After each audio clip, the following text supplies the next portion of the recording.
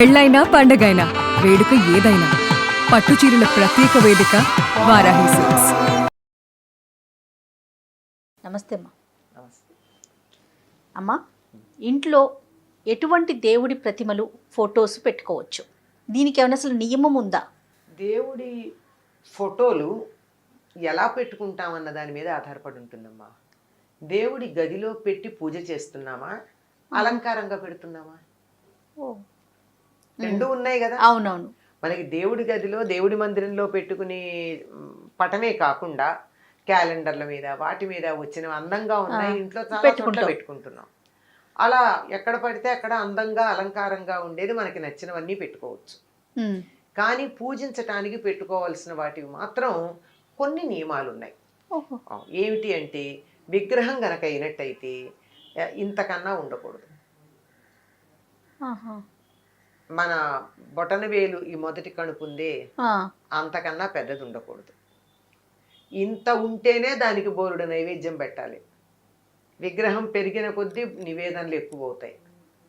అందువల్ల అంత పెద్దవి పెట్టుకోకూడదు. చిన్న చిన్నవి ఉండొచ్చు, పైగా బోలుగా ఉండకూడదు, సాలిడ్గా ఉండాలి ఏది పెట్టుకున్నా. ఇప్పుడు వెండివి అవి ఎలా ఉంటాయి, పైన రేకుండి లోపల ఖాళీ ఉండి ఉంటాయి. అట్లాంటివి పూజకి పనికిరావు. అలంకారంగా పెట్టుకోవచ్చు. ఇప్పుడు షోకేసుల్లో పెట్టుకోవచ్చండి. కృష్ణుడు బొమ్మ చాలా అందంగా ఉంటుంది. ఎన్ని రకాల కృష్ణుడు ఉన్నారో, వినాయకుడివి ఎన్ని రకాలు ఉంటాయో అవన్నీ అందంగా ఉంటాయి. నృత్య గణపతి, సంగీత గణపతి, ఇలాంటివి ఇవన్నీ అందంగా ఉంటాయని చెప్పి ఇంట్లో అలంకారంగా గోడల మీద కానీ షోకేసుల్లో కానీ పెట్టుకుంటే అసలు వాటికి ఎటువంటి తప్పు లేదు, ఏమీ లేదు. కానీ పూజ చేయడానికి పెట్టుకునేటప్పుడు మాత్రం బోలుగా ఉన్న విగ్రహాలు పనికిరావు. పెద్ద విగ్రహాలు ఉంటే నివేదన ఎక్కువ చేయాలి గనక మనలాంటి ఇళ్లలో అవి పెట్టుకోవడం అంత శ్రేయస్కరం కాదు. అమ్మ, మట్టివి దొరుకుతాయి కదా, ఇప్పుడు లక్ష్మీదేవి ప్రతిమలు అలాంటివి మట్టితో చేసినవి ఉంటాయి. అవి కూడా దానికి కూడా లెక్క ఉందా సైజు? దానికి లెక్కలేదమ్మా. అసలు అవి మనం మామూలుగా దేవుడి గూట్లో అవి పెట్టుకుని చేస్తామా? చెయ్యం కదా, సాధారణంగా చెయ్యం. వాటిని ఏమిటి, పూర్వకాలం అయితే ఇలాంటివి ఎక్కువ లేని రోజుల్లో ఏం చేసేవారు, ఇంట్లో ఒక గూడు పెట్టి ఆ గూట్లో ఈ ముఖ్యంగా రాముడు, సీత, లక్ష్మణుడు వీళ్ళ విగ్రహాలే పెట్టేవాళ్ళు. అవి ఎక్కువగా ఉండేవి. అవి అక్కడ పెట్టుకునేవారు. ఎవరైనా ఇష్టం ఉంటే దానికి ఓ పువ్వు పెట్టడము, ఓ దీపం పెట్టడము చేసేవాళ్ళు, లేకపోతే లేదు. ఎందుకంటే రోజు పూజ చేయం కదా వాటికి. ఓకే, రోజు పూజ చేసుకునేటటువంటి విగ్రహాలు మాత్రం చిన్నవే ఉంటాయి, మిగిలినవి అలంకారమే. అలాగే ఫోటోలు కూడా అనేక రకాలైనటువంటి ఫోటోలు. అసలు దేవుడి గది ఎంత ఉంటుంది, ఎన్ని ఫోటోలు పెట్టగలరు? అందుకని మీ ఇష్టదైవానికి సంబంధించినటువంటి ఫోటో ఏదైనా పెట్టుకోండి. రాముల వారి సాధారణంగా ఇప్పుడు ఏదో కాలం మారిపోయింది, కానీ కొద్ది రోజుల క్రితం వరకు కూడా ప్రతి ఇంట్లోనూ పూజ మందిరంలో ఉన్నటువంటి ఛాయాచిత్రం అంటే ఫోటో ఏదైనా రామ పట్టాభిషేకం ఫోటోనే ఉంటూ ఉండేది ఎవరిళ్లల్లో అయినా. దక్షిణ దేశంలో అందరికీ రాముడు ఆరాధ్య దైవం అండి. ఇక్కడ తిరిగాడు.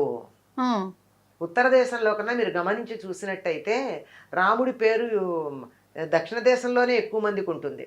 అందువల్ల అది ఎక్కడ చూడు మనకి, ఇదిగో ఇక్కడ రాముడు ఇక్కడ కూర్చున్నాడు, సీతమ్మ ఈ నదిలో ఇక్కడ స్నానం చేసింది, ఆ లక్ష్మణుడు ఇక్కడ పళ్ళు తెచ్చాడు, ఇలాంటి ప్రతిదానికి ఏదో ఒక లెక్క చెప్తాం. అంచేత రాముడితో మనకి చాలా దగ్గర సంబంధం ఉంది కనుక ఇక్కడ అంతా రామారాధన ఎక్కువ.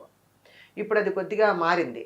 మధ్యలో కొంతకాలం వెంకటేశ్వర స్వామి ఆరాధన చేస్తాం, ఇప్పుడు మళ్ళీ సాయిబాబా అంటున్నాం. ఇంకేమన్నా కొత్త దేవుడు వస్తే కొత్త దేవుడిని అయినా ఆరాధిస్తాం. మనం అసలు దేవుడిని పక్కన పెడతాం. ఇది ఒక దోషాల్లో ఒకటిగా పరిగణిస్తారు. మీరు కొత్తగా ఉన్న దైవాలను ఎంతమంది నాన్న ఆరాధించండి, తప్పేం లేదు. కానీ మీ కులదైవం ఎప్పటి నుంచో 2-3 తరాలుగా మీ ఇంట్లో వాళ్ళు ఎవరిని ఆరాధిస్తున్నారో వారి పూజ మాత్రం మానకూడదు. అదొకటి ఉంటుంది. కనుక ఇలా సాధారణంగా రామ పట్టాభిషేక చిత్రం ఉండేది. రామ మందిరం లేని గ్రామం లేదు మనకి. దేవాలయం లేకపోవచ్చు, కానీ ఒక రాముడి ఫోటో పెట్టుకుని భజన చేసేటటువంటిది మనకి ఈ ప్రాంతాలన్నీ ఉన్నాయండి. అవునమ్మా. ఎంతంటే ఈ విజయనగరం, శ్రీకాకుళం జిల్లాల్లో నుంచి మలేషియా ప్రాంతానికి కూలీలుగా వెళ్ళినటువంటి వాళ్ళు కూడా ఈనాటికి ఒక దీపం స్తంభం పెట్టుకుని రామభజన చేస్తారు. ఈ రోజు కూడా మనం మానేసాం. అట్లా ఆ రాముల వారి విగ్రహం ఒక ప్రశాంతతగా ఉంటుంది, అందంగా ఉంటుంది అనిపిస్తే కృష్ణుడిది పెట్టుకోవచ్చు, అమ్మవారిది పెట్టుకోవచ్చు. ఎన్నున్నా ఇవి పరిమితంగా ఉండడమే చాలా మంచిది. తర్వాత రకరకాల సిద్ధాంతాలు ఉన్నాయి వీటికి. ఏ సిద్ధాంతం ఎంత వరకు దానికి వ్యాలిడిటీ ఉంది అన్నది ఆలోచించాలి.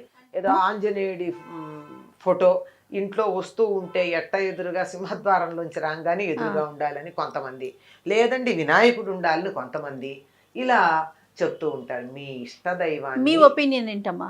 ఆ ఏ ఏ రూపంలో ఉంటే ఏం దేవుడు? రూపాలు వేరు కానీ తత్వం ఒకటే కదా. అంతేగా. అంచేత వాటికి పెద్దగా మనం అనుకోవాల్సిన పని లేదు. కానీ ఒక పూజ చేయడం అంటూ గంధము కుంకుమ పెట్టి పూజ చేయడం మొదలుపెట్టిన తర్వాత ఆపకూడదమ్మా. మనం ఇలా అందంగా పెట్టుకునే వాటికి మనం ఫోటోలో బొట్టు ఉంటుంది కానీ మనం గంధం పెట్టం దానికి, గంధం కుంకం. దేవుడి గదిలో పెడితే ఖచ్చితంగా గంధం కుంకం పెడతాం. అది పెట్టామంటే దాన్ని పూజ చేస్తున్నామని అర్థం. ఇది అలంకారప్రాయంగా అందంగా ఉండడానికి రామభావనం కృష్ణ భావనం నాలో కలగడానికి ఒక ప్రేరణగా ఇక్కడ పెట్టుకున్నాను, అక్కడ పూజకు పెట్టుకున్నాను. అందుకని పూజకు పెట్టుకునేవి మీ కులదైవం ఎవరైతే వాళ్ళని పెట్టుకోండి. ఎవరి పేరుని మీరు అర్చనలు చేసి స్తుతులు చేస్తారో అవి పెట్టుకోండి. మిగిలినవి ఇంట్లో అందంగా ఎక్కడైనా పెట్టుకోవచ్చు. విగ్రహాలైనా సరే ఫోటోలైనా సరే. పెద్ద పెద్ద విగ్రహాలు అయితే మాత్రం నిత్య పూజలో పెట్టుకుంటే అంత నైవేద్యం పెట్టాలి, మరి పెట్టగలరా ఆలోచించుకోండి. శివలింగం కూడా ఇంట్లో పెట్టుకోకూడదు అని అంటూ ఉంటారు కదమ్మా, అది కరెక్ట్? లేదమ్మా, పెట్టుకోవచ్చు. కాకపోతే ఉంటే ఏంటంటే దానికి కాస్త నీళ్లు పోస్తూ ఉండాలి. రోజు పోయినా కనీసం వారానికి ఒక్కసారిన అభిషేకం చేయాలి. రోజు చేయడం మంచిది. ఇంట్లో శివలింగం ఉంటే ఎంత పెద్ద దానికి మీరు ఏమి ఎక్స్ట్రా ఏం చేయక్కర్లా. ఆ దేవుడికి పూజ చేసేటప్పుడే పువ్వు పెట్టడానికి వెళ్ళినప్పుడే ఈ శివలింగాన్ని ఒక వేరే పళ్ళెంలో పెట్టి దానికి కాస్త చేత అయితే త్రయంబకమే జామహే అనుకుని, అది రాకపోతే నమ శివాయ అని చెప్పి కాసి నీళ్లు పోసి తీసి తుడిచి దానికి ఇంత గంధం కుంకం పెడితే సరి, 1 నిమిషం పని. అలా చేయగలిగితేనే శివలింగం పెట్టుకోవాలి, లేకపోతే లేదు.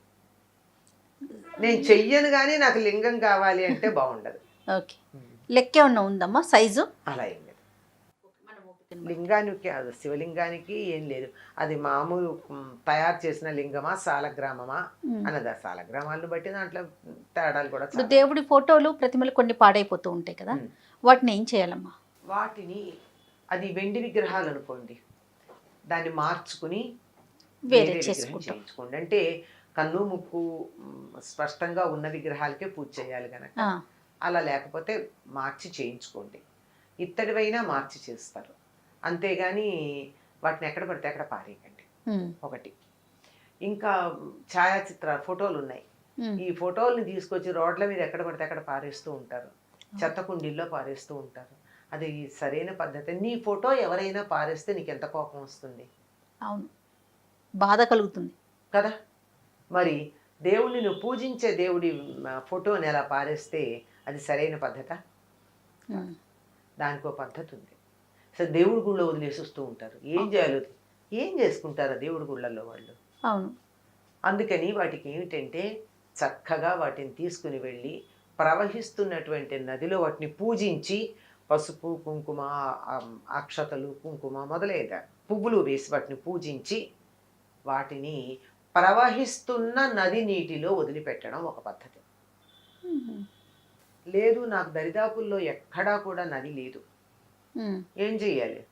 వాటిని చక్కగా మంచి చితుకులతో, పిచ్చి పిచ్చివి కదా, మంచి చితుకులు తెచ్చి మంట పెట్టి దాన్ని ఏ దేవుడి విగ్రహం ఏ దేవుడి ఛాయాచిత్రమో ఆ పేరు చెప్పి ఆయన్ని పూజిస్తూ దాన్ని అగ్నికి ఆహుతి వేయడం ఒక పద్ధతి. అంతేగాని ఎక్కడ పడితే అక్కడ పారేయకూడదమ్మా. తర్వాత దేవాలయాల దర్శనం చేసుకోవటం, ప్రతి ఒక్కరూ ఇంత ప్రతిమ తీసుకొచ్చి ప్రసాదంతో పాటు ఇవ్వటం, ఇది కూడా చాలా తప్పమ్మా. దేవాలయాల వెళ్ళినప్పుడల్లా విగ్రహాలు తీసుకొచ్చి ఇవ్వడం అనేది, ఫోటో ఫ్రేమ్స్ ఎక్కువ ఇస్తుంది. అడిగిన వాళ్ళకి ఇవ్వండి.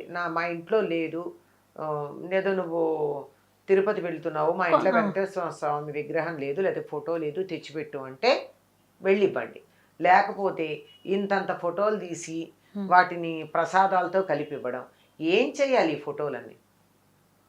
అవును, ఎక్కడ పడితే అక్కడ పారేయలేము, ఇంట్లో పెట్టుకోవటానికి ప్లేస్ అసలు ఉండకపోవచ్చు. ఎక్కడ పెడతామమ్మా ఇవన్నీను? ఆ. పైగా కొంతమంది ఫోటో ఫ్రేమ్లు ఇస్తారు, మరి కొంతమంది ఒట్టి కాగితమే ఇస్తారు. అవును. దీన్ని ఏం చేస్తారు?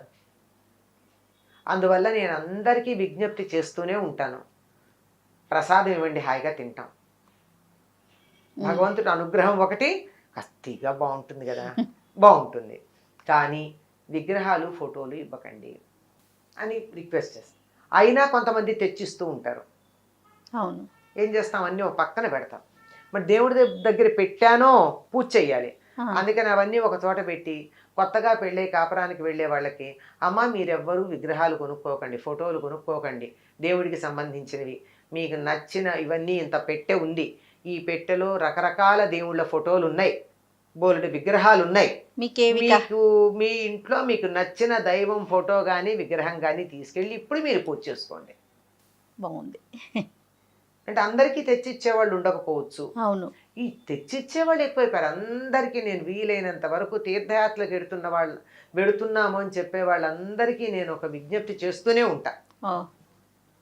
ప్రసాదం మాత్రమే తండి, విగ్రహాలు ఫోటోలు తెచ్చి అడిగి ఎవరైనా తెచ్చి పెట్టమని అడిగితే తెండి, కానీ ఎవరికి ఊరికే ఇవ్వకండి. ఏం చేసుకుంటారండి ఎన్నెన్ని విగ్రహాలు, చివరికి అసలు ఆ విగ్రహాల మీద దుమ్ము పడితే దులుపుకోవడానికి తీరిక కూడా లేనని విగ్రహాలు దేవుడి దగ్గర పెట్టుకుని ఏం చేస్తాం?